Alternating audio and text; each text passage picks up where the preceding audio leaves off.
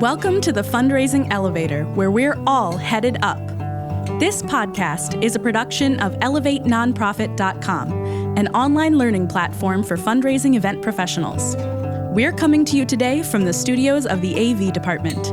Please welcome our hosts, Kristen Steele and Samantha Swaim.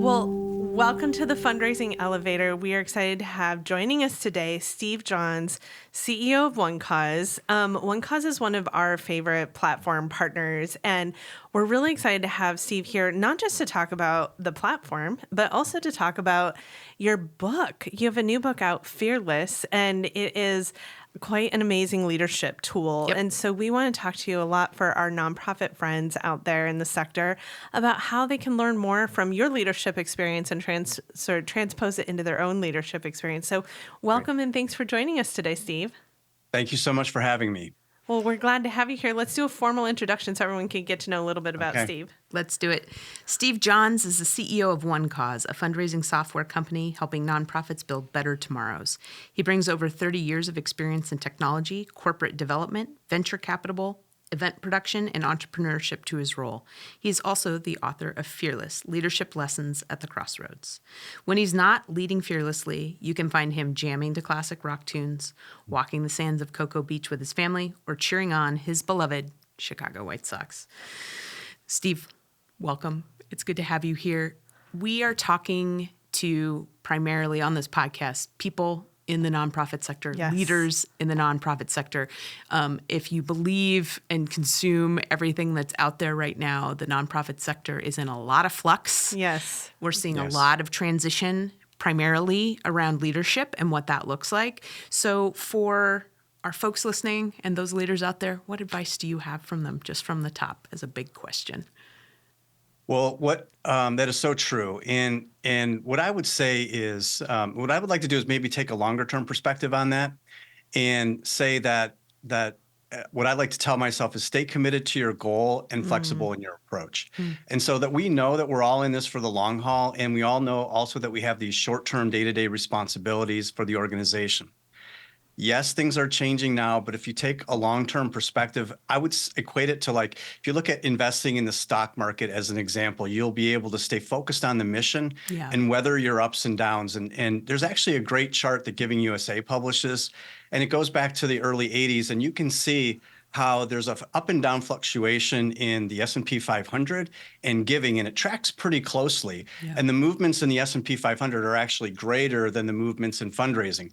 And so you'll see your ups and downs for the last 40 years, but they both follow. You can see my hands going up and to the right. Oh. And so I do believe that we are in a resilient industry, that we do have ups and downs, but it also makes me think about this expression, and I have it in the book as well. It's called keep your eye on the horizon. And that's that advice that people give to people like me who get motion sickness and the tossing and turning of choppy waters. And we find ourselves in these choppy waters. So I would say also, to keep your eye on the horizon.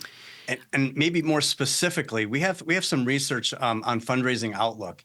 And as you might imagine, we reiterated these common themes of donor fatigue and donor retention. And so the thing that I would encourage fundraising professionals to do much more specifically is double down on retention and focus on creating these personalized relationships from what might have started as a transaction. And tell your story. And donors need time, and time is an acronym that we've come up with. And that means that they need to trust your organization, understand the impact of the gift from the donor, make sure that the donor connects with your mission. Yeah. And then finally, the E is make sure that you've made it easy to give. And so I believe that those are kind of fundamental, but also guiding principles for getting through these choppy waters. I love that. So trust, impact, mission, and easy. Yes. That's fantastic. That's a great, time reminder for folks. Yeah, I love it. Time, trust, impact, mission, easy. You also said remain committed and flexible. I want to ask you a little bit about that, because we have heard that word so often. I hate to even say it, but the great pivot that everyone had to do. I at one point felt like we were pirouetting into the sunset. And in Fearless, I was really moved that you were in an environment like many of us where things were at the height of fundraising season, centered around gathering, and we had to come to a screeching halt and figure out we couldn't gather anymore. That you all, as an organization, took that time not just to pivot, but to kind of step back, breathe, rebuild. And in your book, you talk a lot about adversity versus opportunity. Mm-hmm. Can you share a little bit about just when you were in that moment, you found yourself in a crisis moment as a leader of an organization. How did you find the opportunity in that? And what inspired you to look toward the sort of the horizon of what was ahead versus the fear of what might come?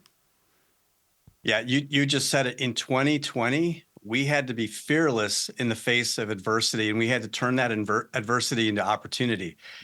As we look at 24, we're starting with opportunity, and we're just trying to claw our way back from that, from the pre-pandemic period. And I don't mean just in terms of dollars and cents, but in confidence. I think there's just been a general lack of confidence, and we've lost momentum, and in terms of just how we feel.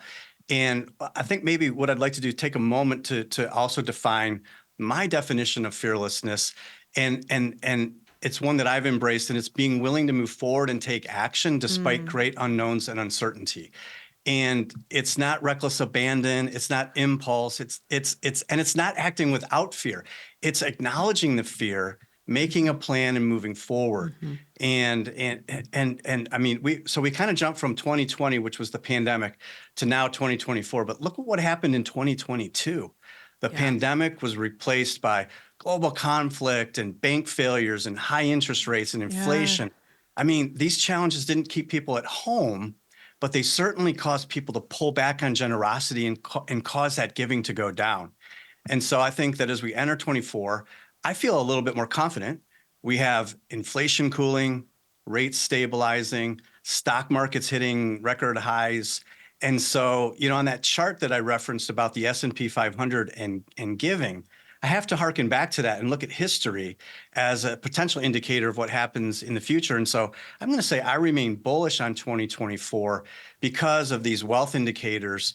As we exited 2023, we're starting to turn a little bit more in our favor. And then so, I also think that I know that this isn't really it was almost easier to be fearless in 2020 because we didn't really have a choice, did we? Right. Inaction wasn't an option. Survival, just survive. It was fight or flight. And we chose to fight together with our partners. And so being fearless in 24, I think maybe even takes a little bit more.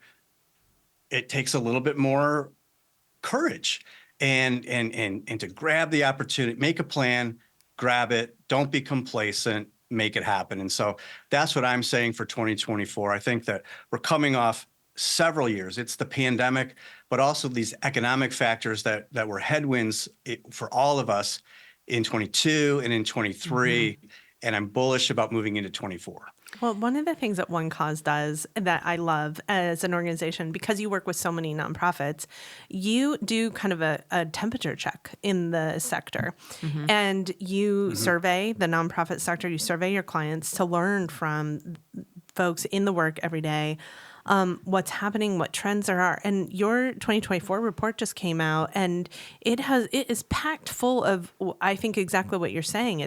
We're sitting in a land of opportunity right now. There is a shift that we are seeing.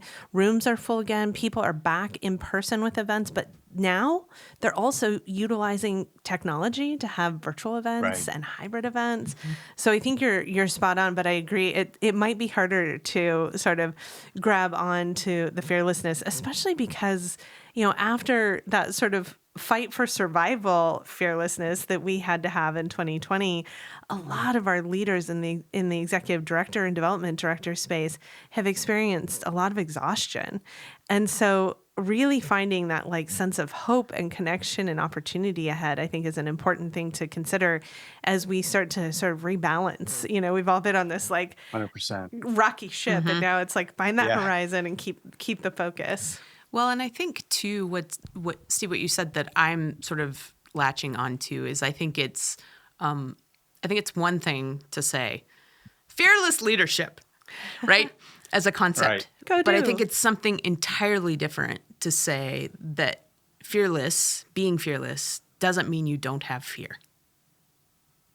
And often, if you're doing it right, it probably means you're quaking in your boots, right? And so I think for our nonprofit friends, that can be a helpful frame, especially if they're looking at key indicators that are like, we should be doing good. We should be seeing philanthropy coming to us in spades. We should be, and that gap between where they are and what they're trying to do and what that potential is, that's what the fearless has to span in some ways. But it doesn't mean you don't have to worry or be fearful about it every step of the way. That can also be possible. But what I hear you saying is when that drives inaction, Yes. That's when you're stuck. that's when you're stuck. That's when you're stuck. That's the problem. Yeah, exactly. So being fearless is about taking that moment and acknowledging that fear, maybe acknowledging that unknown, maybe acknowledging the uncertainty, being thoughtful, making a plan, and then moving forward with the confidence. And again, as I said, stay focused on your goal and flexible in your approach, because one of the things that we knew straight out of the chute on March 13th of 2020 is we did not have the answers. There were no answers to be had. And so again, what I talk about in the book and what I'd like to share today is part of that fearlessness. There's also a vulnerability aspect of that comes into play, because I, as a CEO, I had to be vulnerable enough to stand in front of my team and say, I don't have all the answers. But I promise you that if you stick with me, we together will make a plan and we'll make our way through this. And I don't know the answers, and we have such uncertainty and such unknown. But let's be fearless and move forward. Let's create that plan, and then we have to be flexible. And to your point of pivot, again, just from a statistics standpoint, we had 2,100 events that were planned to happen in the spring of 2020. Those went to zero in an evening. A blink of an eye. In a blink of an eye. And then we had to go to work. We had to go to work, literally calling every single one of our nonprofit partners and rebooking later in the year, reimagining that as a virtual, reimagining that as online only, coming up with different creative solutions. And somehow, some way through that process, we all pivoted together. I'm not afraid to use that word because that's what we did. We pivoted. And I know that it was overused, but here's what happened as a result of that. And this is what I think is just amazing about showing the reaction to that and being resilient in the face of that adversity, is that between March of 2020 and March of 2021, we helped our nonprofit partners raise over $500 million for their causes. Yep. All virtual, all online, without one person at a gala in a ballroom. Yeah. And so that never would have happened in the pre-pandemic world, but it's just a tribute to the One Cause team, and it's a tribute to the creativity and the fearlessness of the thousands of organizations that we serve every day, that we stood up, we decided to fight. We knew that it was a threat to our very existence, and we made it through. Well, I think you just tapped into something we talk a lot about, which is the importance of we. Yep. And the sort of ability that you all had to listen, to get on the phone with nonprofit partners and say, what do you need? How do we help you make that happen? That was a critical component for so many organizations to be able to continue, is that it was this moment where everyone collectively impacted by not gathering started to ask questions like, what does it look like to gather differently? How do we do virtual? What's the technology needed behind virtual? And I just appreciated at that time that you all were such thought partners and leaders in this space, saying, we don't have the answers, but let's find them together. Let's discover them together. Thank you for saying that. And what I'll also say is that wasn't limited to just our customers. We stood up, we called it the COVID-19 Fundraising Resource Center. I think we ultimately called it the Virtual Fundraising Resource Center, but it was those resources were available to anyone and everyone who came. And so we wanted to make sure, again, this was making sure that our world that continued to thrive and survive during this crazy time that none of us could have ever foreseen.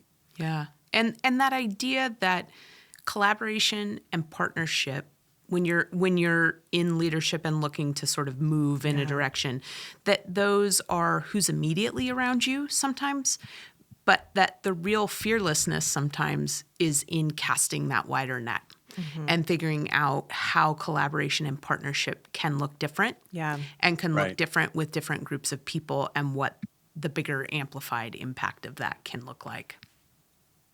You're so right. And it's part of the messaging that I was presenting to the company. And the book Fearless, just to kind of step back, it's really a compilation of these weekly letters that I was writing to the company. Yeah. And my message was also that this is indeed an existential threat. This is indeed a threat to our existence, but that the impact of that is bigger than just us. The impact is at the time we probably had 5,000 customers. Now we have 6,200 customers, but it's the 5,000 customers who are relying on us to help them through this. And so, and the hundreds of millions of dollars that we're helping to fundraise. And so the impact went way beyond the need for one cause to survive. It was the need for us to move forward and help this sea to continue to rise, to lift all those boats. Yeah. Yep. Well, we're going to take a short promotional break, but when we come back, I want to examine two things. One, I want to talk about those letters because I found them very moving and very, like, a lot of not just sort of connection to the impact, but a lot of resource in them. So I want to talk a little bit about that. And I also want to talk about the evolution of what happened, because I think for the nonprofit sector out there right now, we have the product of that evolution as an incredible resource. Yep. So we'll be right back with Steve Johns, CEO of One Cause and author of Fearless. We're going to take a short break, and then we'll come back to examine both those things. Great.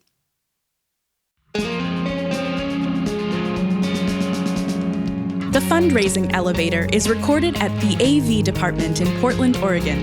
For years, they've been our trusted partner, delivering exceptional audio-visual production and videography for nonprofits. In 2020, they transformed into a dynamic live streaming studio, producing more than 900 virtual and hybrid events. Now, we embark on an exciting journey together to bring you this podcast. Seeking the best in live events, video production, and live streaming? We proudly recommend our friends at the AV department. Link in the episode description. We're back at the Fundraising Elevator with Steve Johns, and we're talking about fearlessness in a time of change. And I think that the book that you wrote, Fearless, stemmed out of this moment in time where, as a CEO and as a leader, you were responding to the fact that an entire industry had just changed. But out of the whole world had just changed. We all went through this crazy thing together. Yep. But out of that, you coalesce your team to do something that I think is really unique, because we work with a lot of different platforms out there. And for those who don't know, One Cause is a platform that is a event fundraising platform. It is designed specifically to meet the needs of how do you mobilize people, how do you mobilize groups and raise funds. It does all the things. It's focused on how do you seek guests. It's focused on how do you communicate with guests. It's focused on how do you sell auction packages. In light of changing times, that I think has been both how we gather, it's been increased technology. It's also just been like how rapid things are changing. A lot of software tools that we work with have either shut down portions of their tool or have added on. We see we're releasing a new, version 2.0, version 3.0. It's a patchwork quilt. Yeah. And they have designed these beautiful quilts that sometimes you have to have workarounds and the functionality isn't quite there. You all set it aside and said, no, we're going to rebuild based on what we're seeing the need is now. We're going to take all the dreams and put them out there. And you designed a product that I think is really cohesive. It offers people the ability to do events differently, to recognize donors in a really profound, powerful way, and to have that guest experience centered at the technology, utilizing technology for guest experience. So can you share just a little bit about, for the audience who hasn't used One Cause in a while or hasn't been sort of in the inner workings of One Cause lately, what has that evolution allowed for you all? What is the platform tool offering now to fundraisers? Well, thank you for giving me the opportunity to talk to that, because as I was listening to you talk, I was thinking, this has been huge. This has been Yeah. many years in the making, and it's a significant investment, but it is so well worth it, because we believe that this is going to drive literally the next decade of innovation for One Cause. So in the middle of the pandemic, we found ourselves in a situation where our existing technology was really good for the all-in-person fundraising event. But with the need for virtual fundraising that the pandemic brought, there was a lot of two-screen experiences that were happening. So you'd be bidding on our technology and then live streaming on Facebook or Twitch or Zoom or something, kind of a two-screen experience. And so that got us through 2020, but we also knew very early that that was not enough. And so we embarked upon a new development that we called the Virtual Event Center, or the VEC. And that became our kind of the foundation for what we just released in October of 22, which is the new fundraising platform. So the new fundraising platform is built as let's call it an all-in-one. You can do in-person, virtual, hybrid fundraising. It has an integrated live streaming component. And then it's really foundationally built upon all of the things that we were all experiencing during the pandemic as well, because there was a digital transformation that was going on during the pandemic. And so we started to use technology in ways that maybe we hadn't before. We were doing all of our shopping online. We were communicating and donating and bidding and ordering movies online like never before. Yeah. And so we continue to bring inspiration from that into the development of the product. And so we believe what we have is this really consumer-focused experience built into the platform. And unfortunately, if you think about the technology that is pervasive in nonprofit software, nonprofit fundraising, it kind of feels trailing edge from time to time. And maybe I'm being kind on that. Maybe. But we don't think that nonprofits should accept trailing edge technology any longer. And so, we are bringing forth this super modern platform that has all of these great features that came together during the pandemic, uses technology, uses innovation, and of course, it uses artificial intelligence, or AI. And, as we look at what we've done to this point in time and what we have in the future, we also believe that that is going to be a significant value add. It's going to be a significant differentiator, an ability for nonprofits to save time and raise more money, because we believe that that's one of the, those are two of the primary objectives that we have as a technology partner to help with our nonprofit customers. So you've brought AI into the room. It's here. I did. It's here. We can't ignore it. It's happening. And I think there's a lot of, I don't know if love might be a strong word, but there's a lot of interest. Yes. And also a lot of hate around sort of the implications, and rightfully so. We can get into that in another podcast. But I do think there is space for it to reduce workload. Yeah. And to be a tool for good and a tool for change, and what those pieces are. Can you talk a little bit about how, from your vantage point and in the platform, you're looking to utilize AI with nonprofit partners to be able to reduce workload, and what that can look like for them? I am so happy to do that. And what I want to do, I do want to put a friendly face on AI, because we truly look at it as a technology to be used for good. Great. And in fact, we have a phrase that we talk about, technology for good. So I'm happy to add to that. So while there's a lot of committees that are being formed, there's a lot of conversation that's happening. And what I'm happy to do is happy to sit here and say, we are incorporating and building AI into the product that you buy today. If you were to go and buy our fundraising platform from One Cause today, we have AI that's working in it right now. And in fact, we coined the term auction AI, which is what we're calling the use of the technology in the product today. And we've actually just won an award. It's a big innovation award for the impact. So congratulations. Thank you. Thank you. So the initial application of AI is twofold. One is so-called uh, uh, generative AI. So generative AI is applied in helping a nonprofit professional who's getting ready for an event, using a couple of keywords, create a full item description. So we call it the item description feature of the software. So let's say that you're putting together a silent auction that has 35 items or 100 items. The thing that's a giant use of time and for our nonprofit customers is writing those item descriptions. And so just with a couple of keywords, we call ChatGPT, and I know everyone's sick of that word too, but we do a ChatGPT call right within the software. And what it brings back is a nicely worded item description. Of course, it's not perfect. You have to edit it. You have to make sure that it is suitable for your needs. But we've done kind of the time study on this, and we think that in a 100-item auction, a nonprofit professional will probably save about 8 hours. Wow. And so just think about what you can do with 8 hours of time. Yeah. You can spend it with your family. But you can also, work more on the mission and do maybe higher uses of your time, rather than writing those item descriptions and trying to be creative with those item descriptions time and time again. And so that's what I believe that technology, AI in particular, is going to take some of those lower level activities that we as humans are forced to take on and elevate us to higher level activities. And I think, and it's not unlike the Industrial Revolution and technology in the last couple hundred years has helped humans to kind of lift up the work that we do. And so I would say that that's, certainly something that we value. Now, on the supporter side, we have something called like a supporter recommendation engine.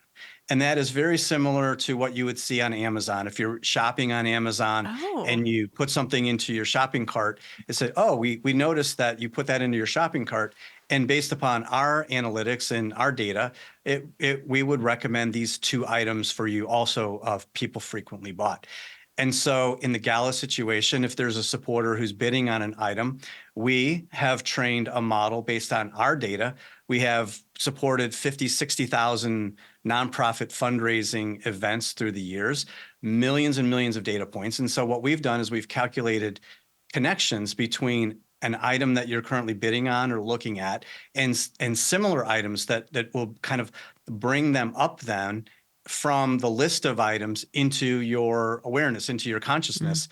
And we've seen also results that the price per item is going up by about 25% in average of those items, by encouraging more of those, more bidding on those items and higher bidding and more activity in those items. So again, we want to help nonprofits save time, and we want to help them raise more, and we want to use AI for good.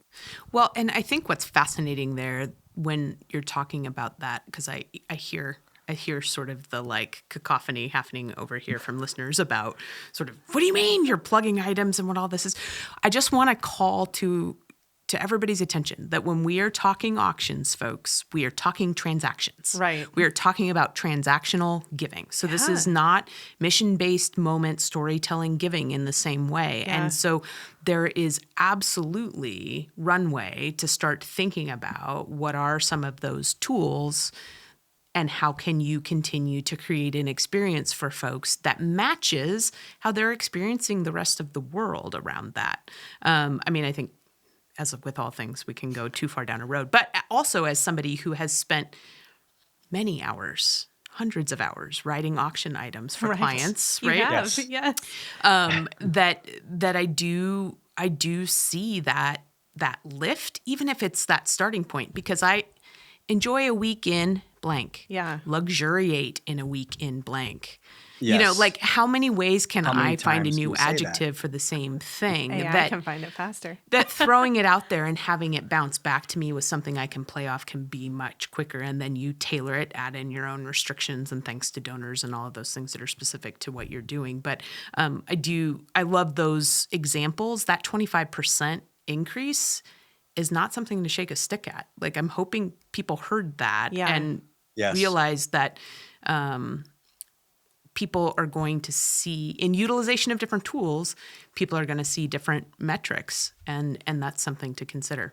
Well, I think, Steve, you have a theme going right now that is like many of the conversation points you brought to the table are striking for me my own reflection of how my behavior has changed and the evolution of, when we were all young, we all had to go to the grocery store and do everything by shopping off the shelf. Now the whole world is at our fingertips and we can just order it delivered to our door. Think about how we're having multi-screen experiences. And I think about how much my food ordering, like online food ordering, increased and has remained post-COVID. Yes. Because it's much easy. to our chagrin. Right. And that, Yes. shopping on Amazon behaviors, how I engage in, the fact that everything is streamed now, entertainment, I can see it in a movie theater, but I can wait 2 weeks and it's streaming and I can access it at home, where I can also at the same time be tuning in with a friend. That I appreciate you have a platform and a technology tool where you're investigating all these things, that you're saying, why shouldn't we all benefit from the work that Jeff Bezos is doing to improve our shopping behavior or change our shopping behavior? Why shouldn't we all benefit from the technology that's been, sort of iterating around delivery systems or online engagement systems? That I think the lovely piece of this puzzle is that I can focus on mission and I don't have to focus on learning AI. I don't have to tread into that territory because you're doing it. And I appreciate you saying that, because I was just going to say, you mentioned our fundraising outlook survey earlier. And that survey indicated that a very small percentage of fundraisers had a, quote, working knowledge of AI. And I see that as okay, because that's the role that we want to play. We want to play the role of technology partner. Yeah. We're making the investments. We're building it into our fundraising solutions. We want to make it easier for you to use so that you can focus on your mission and building those relationships, those personal relationships. So again, I see that as the value that we bring to the table to be able to incorporate AI into our tools so that our customers don't have to worry about that. I love that. Yep. Well, before the break, you mentioned in Fearless that you have a compilation of letters. And the thing that I loved about the book is that, as a CEO myself, I was looking at it from the lens of my own leadership, and you had sort of chapters of context about what was happening in the moment and the choices you were making. And then you also had the letters of communication, how you were bringing people along. And we had an episode, I'm trying to think of the actual episode number, but a couple episodes back where we talked to Renee Spears about abundance, and that abundance mindset is something that's hard to find in the nonprofit sector. Scarcity drives Well, it's in the name. Right. Let's start there. The It's in the name. nonprofit It's in the sector. name of the sector. But that when we're taking that lens of operating from a place of abundance, it attracts more abundance. And that idea of giving to others generates more giving to you. You have in your letters a lot of examples of that, where you were bringing people along by sharing stories of hope, by sharing stories of resilience, by really lifting up what your team was doing at the time and celebrating them. I'm just curious a little bit about how you started to adapt practices in your own leadership style that helped to make this change and evolve your organization. It's hard to bring people along. It is. So first of all, what I'd like to say is I am a big believer in the abundance mindset. Yeah. And just for everyone listening, it's in contrast to the scarcity mindset. And the primary difference is in abundance, you believe that there's enough good and success and opportunity to go around for everybody. And the scarcity mindset, as you could imagine, would be the opposite of that. And I'm so happy that you mentioned CEOs, because I was with a group of CEOs yesterday, and we were talking about, where kind of our mindset is from. And I don't think you've ever met I don't know if there's any CEOs who have a scarcity mindset. We can't do that. We have to have an abundant mindset, because we are about enough to go around and not scarcity.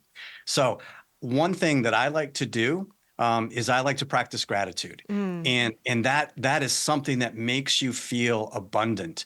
And I go through this gratitude process in the book a little bit, but essentially what I do is I start in my inner circle and then I work my way out. When you express gratitude, what you want to make sure is you don't forget the why. It's not just a list of things that you're thankful for or grateful for, but it's why. And I start with my wife Sue and why, and I use my kids, and I now have a grandchild, so I include Congratulations. little Tallulah in my gratitude. And you extend beyond that. And some people have a gratitude practice where they get to the sun and the moon and the stars and the air we breathe. I never get that far because my heart is so filled with gratitude by the time that I'm just a few steps outside of my inner circle, I'm ready to go. And I'd say that is just something that I have really come to use as a practice. I need to do it more, but it really helps to confirm the abundance that we're all gifted with and that we all have.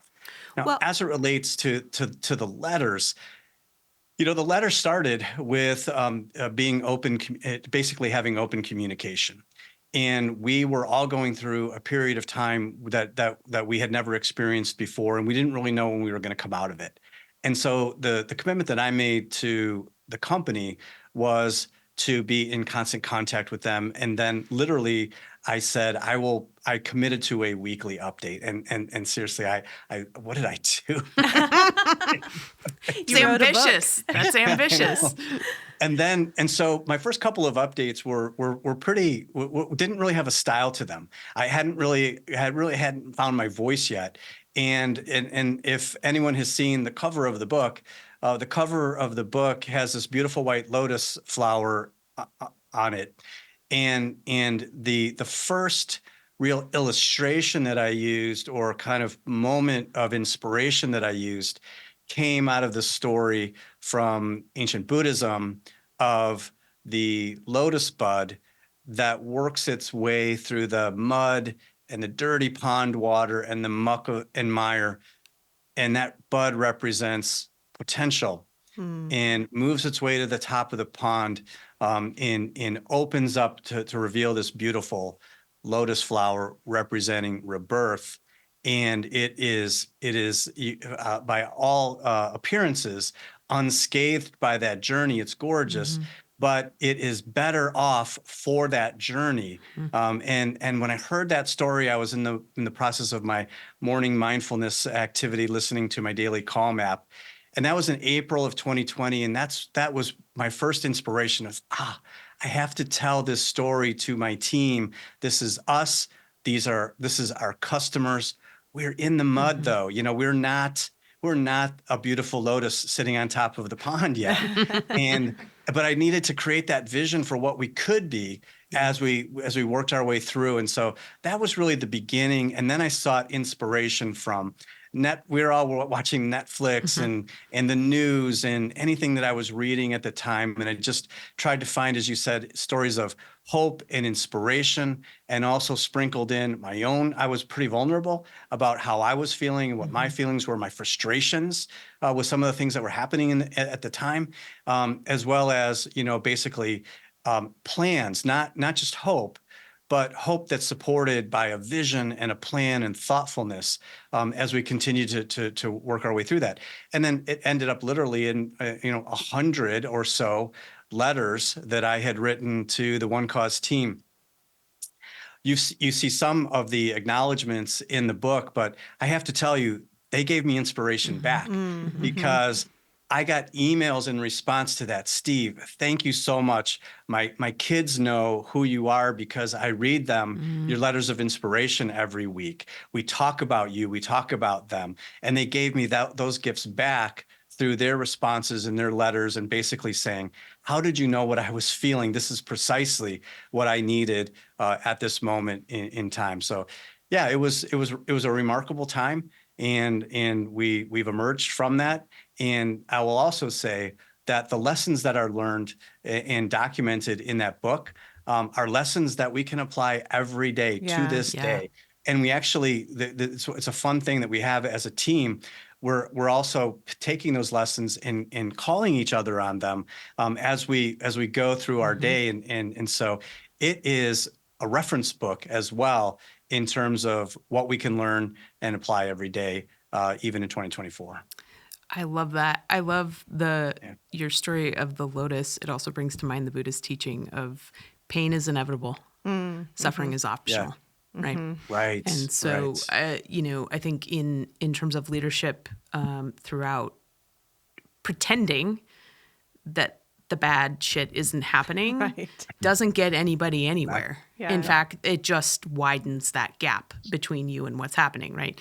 But acknowledging that, to your point, communicating on a regular, consistent basis with folks about that can change what the experience of that pain looks like, not only for you, but for those around you. Yeah. And so I think to our nonprofit friends in an evolving, changing sector, not acknowledging that and not acknowledging that things are hard, or you're wearing too many hats, or leadership is hard, or you're not raising the money. Like, not acknowledging that only exacerbates your experience of that and doesn't bring you into community to move forward. So thanks for sharing that. I appreciate that. Well, we're going to take another short break, but when we come back, I want to make sure that all of our folks who feel like they're sitting in the mud right now know how to find Fearless, can connect to you and learn a little bit more from your leadership path. And then we're going to ask you to jump in the fundraising elevator with us. So we'll be right back in just a moment. Great. Loving the fundraising elevator, but wondering how you can talk to Sam and Kristen? Well, now's your chance to do it. Book one-on-one consulting time with Swaim Strategies experts Sam, Kristen, and Mary, and get all your event questions answered.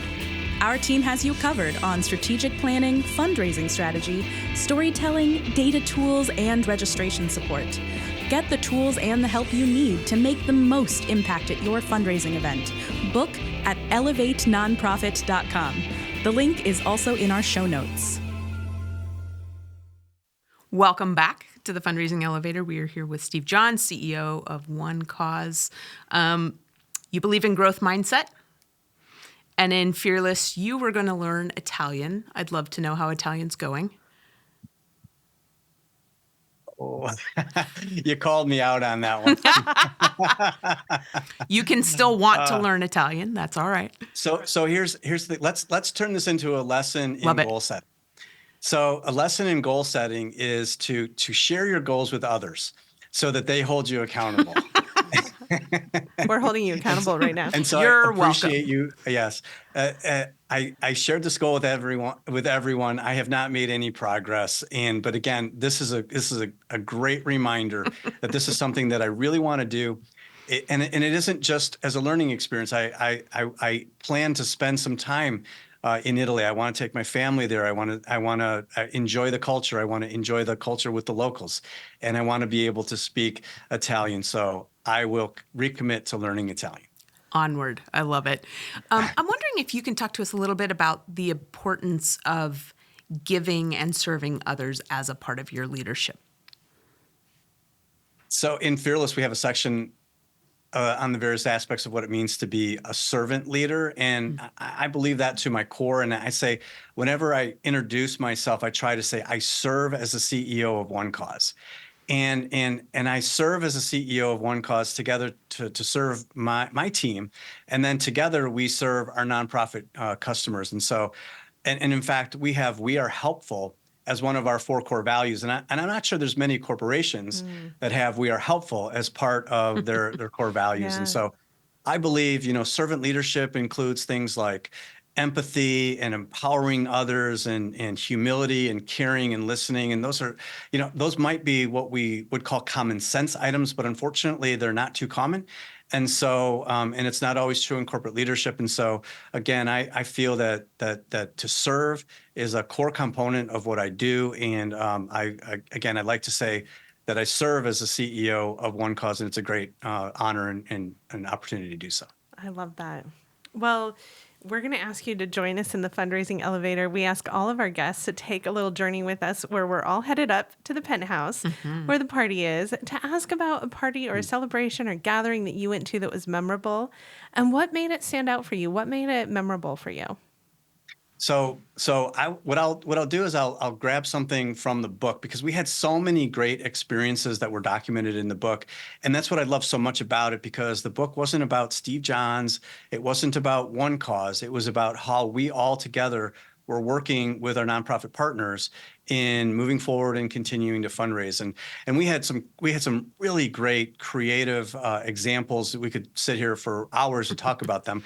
One included there was an organization who was auctioning off signed $1 bills signed by Warren Buffett as part of their auction, which I thought was pretty unique. But the one that really sticks in my mind was in October 2020 gathering for Make-A-Wish Maine. And it was particularly memorable because there were 100 wish children who were being honored that night. Wow. 30 of whom had been postponed because of COVID. Yep. Now, so when you think about that, when we think about COVID and the inconveniences that it might have caused some of us, we can't forget that it was potentially devastating for those who maybe didn't have the time to wait. So we had 30 wish kids who were now included in this fall fundraiser. Second, and so that really hit home. Yeah. And second, it was a great opportunity, a great example of how our fundraising professionals took advantage of I'm going to call it the extension of time for fundraising, because we primarily support fundraising galas, which are one-night events. Yeah. But because it was virtual, there wasn't a need to focus every activity on that one event. And so they had pre-event cocktail parties and home parties and happy hours. And so there was a lot leading up to the gala that was associated with that gala. So I think that was kind of that beginnings of, wow, we can extend the duration of that fundraiser by creating these little fundraising celebrations. And then finally, they recognized their 1600th wish child. Nice. And they celebrated their highest grossing fundraiser of all time. Wow. And so That's for awesome. me, this was a story that we could tell that was like, just because it was the pandemic doesn't mean fundraising has to go down. Yeah. And in fact, donors came out of the woodworks, opened their hearts, opened their wallets, and gave. And so that for me is a great story of how the impact of COVID from a negative standpoint had to be included. We figured out how to extend the fundraising aspect of a gala, and then we showed and proved that we can raise just as much, if not more, during these online and virtual events. And so that was really, for me, a seminal moment in fundraising during a really difficult time. I love that great story. It's a nice example of something that we've been experiencing a lot, which is that we used to hear a lot of organizations stuck, right? A lot of committees or board members would say, well, we've always done it that way. And this was a period of kind of reset and rethink. And out of that, it's sticking, like the evolution of what you just said, like an event that can extend out of the ballroom, an event that has hybrid technology, an event that is celebrating big milestones. I truly think hybrid and virtual are here to stay because people are mobilizing them in really powerful ways, especially with tools like you all have. You make it so much easier to do and affordable to do. But in your annual survey that you did of nonprofits, we read a lot of the surveys that come out from a lot of organizations, and people are sticking with virtual programming and hybrid programming as a key now sort of build into their annual calendar. So I love that example because it is something that we're seeing just like continue to thread through. And, I think some organizations went right back to what always was, but it was definitely an opportunity for evolutionary thinking. And out of that, some really beautiful things evolved. That's the great. Lotus. I love it. Well, let's head down to the basement where the toolbox is. And Steve, can you tell us about a tool that you think every fundraiser should have in their toolbox? I've just one tool. Like the equivalent of a screwdriver. Let's see. So I mentioned it earlier, and so I would come back to effective communication.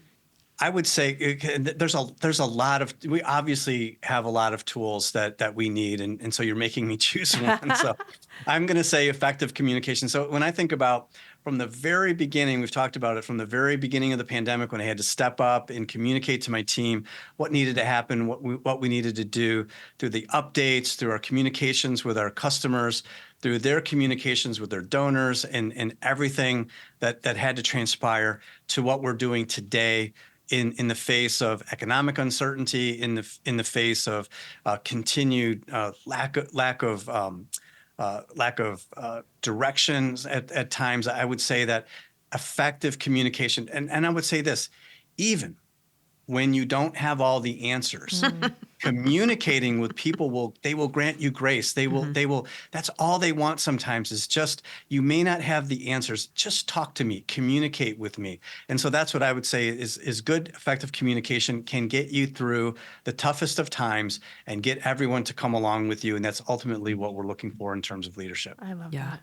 I don't know can be a really interesting way to start a conversation. Yeah. Absolutely. It can be, And it is opens an invite. the door. Yeah, that's exactly right. It is an invite. When folks are looking for an all-in-one fundraising event solution, encourage them to take a really good look at One Cause. We love working with them. Let folks know where they can find your book, Steve. Where can they find it? Absolutely. So you can buy Fearless Leadership Lessons at the Crossroads on Amazon. And Amazon's pretty busy. So if you go and if you search Fearless and my name, Steve Johns, it should pop up. Also, if you just search for Fearless, you're going to see a lot of Taylor Swift. Yes, this is true. Fearless and Steve Johns, and you should be able to find it. Which is not bad company to be in, Steve. It is not. No, it's not. We're gonna link to both One Cause and the book in our show notes. You know, One Cause has a lot of other resources that I want to put a plug out Yeah. there for, because I think that, like you, we have a similar ethos in that we believe in sharing resources and that all boats rise. And you all have a podcast, Raise Nation, hosted by Don Lego, that is fantastic. Yes. I listen for what insider tips that are happening, trends in the sector, great organizations doing great things. But you also have the Raise Conference coming up in Nashville. I highly recommend. It's one of the sort of big conferences out there that is doing really incredible things, specifically focused on fundraising events. And you also are a partner to us in our Elevate platform, the learning platform we have and the conference that we produce. Thank you for being there. We had your team there joining us just a couple of weeks ago at the Elevate conference. I encourage folks, even if you aren't using One Cause, click around and look at their tools, their resources, because they do have a lot of solutions that are available just at the click of a button for you to be able to get tips, recommendations, resources, ideas, inspiration. So, Steve, thank you for joining us. Thank you for being a partner. We appreciate One Cause and all that you're doing. And thank you for sharing your leadership experience. It's been a really valuable resource out there and a helpful tool for me in my own leadership journey. So we really appreciate you for joining us today. Well, you're welcome, and thank you so much for having me today. It's been a real pleasure. Well, we hope you have a great day, and thanks everyone for listening and joining us on the Fundraising Elevator. Take care. Bye-bye. The Fundraising Elevator is produced in partnership with Swaim Strategies at the studios of the AV Department. The program is produced by April Clark and directed by Steve Osborne, with audio engineering and original music by Dwayne Anderson and Heidi Christensen. Video production by Chris Peterson, Whitney Gomes, and Nathan Bouquet. Video editing by Steve Osborne. Graphic design by Pendulum Creative Group, and support from Sophia Keller, John Lyles, and Andy Dowsett.